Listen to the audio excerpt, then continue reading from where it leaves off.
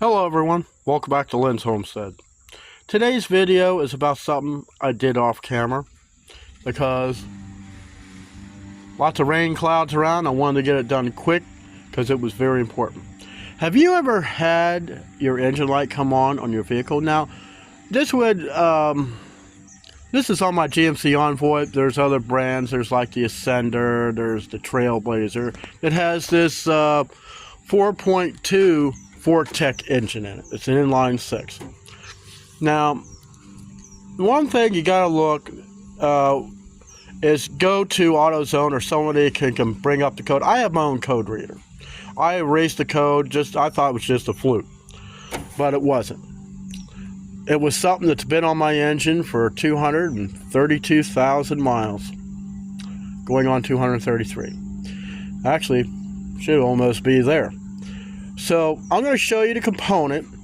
I'm going to show you what to look for and basically what you have to remove to get it off. Because I tell you what, I just drove to, well, get a lottery ticket, you know. This thing runs smooth as silk. So it had been going bad for a while. And what it does, it gets stuck open. There is a air pump underneath the driver's seat, okay? It sounds like a vacuum cleaner when you first start it up. Stupid fly. And it goes to this check valve. Now, they call this an air injection check valve. That's what it's actually called. But the way it fastens onto the engine, it's what the old school part they call an AGR valve. Yep, part of small. Then a hose goes from the other end of the pump and it comes up to the air cleaner. You'll see them, you know, with this big bar. I'll show you all that. So I'll show you what I did, and I tell you what, smooth as silk. Here is where it is, that silver thing. Yours may vary. There is a studded bolt right there, and there's one on the other side. Now, in order to get this thing out, which is really tight, there is a nut. Ow, God, this thing is hot. There is a nut down here. You have to take the nut off. That stud way down here. Way down here. It's a 10 millimeter socket will take that stud off. Then you take the dipstick and move it out of the way. On the connector here, this little gray thing, you just pull it back, and on the back side, you take a screwdriver and you gently pry, and that thing will pop off. There is a hose straight down here. You can kind of see right in there. You squeeze this plastic clip, and the hose will come off. Don't force anything. Once you get the nut off, then you can get the studded bolt out. It's a long bolt. My God, it took longer to get the bolt out than it did to disconnect anything else.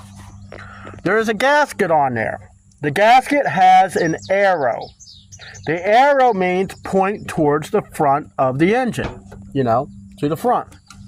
Once you get it off, you'll have to scrape the gasket off with a I use a razor blade, a single edge, but what you want to do is do not gouge the aluminum. This is aluminum block. You don't want to do that. So, the next thing I did, because I couldn't get it all clean, I took a wire wheel, put it in my cordless drill, and I just ran it back and forth until it's nice and shiny. I didn't remove any metal, I just removed the gasket.